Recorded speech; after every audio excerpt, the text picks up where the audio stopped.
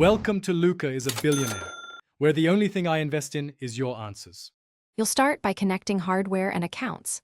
Plug your iPhone into the PC with a Lightning or USB-C cable, unlock the phone and tap Trust when prompted.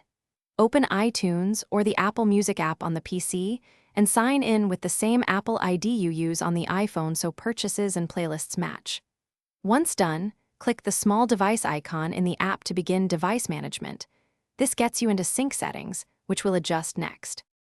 Now you choose what transfers.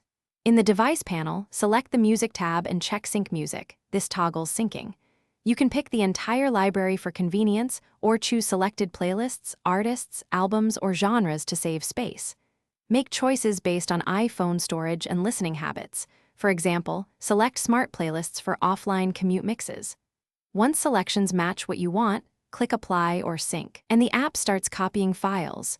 Wait until the progress bar finishes before unplugging. Finish by confirming the sync completed and ejecting your iPhone safely from the PC.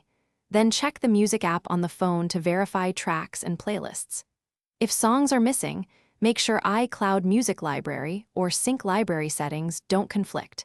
Sign out and back in, or toggle Sync Music off and then on, then resync. Also verify the same Apple ID is used and that there's enough free storage on the iPhone.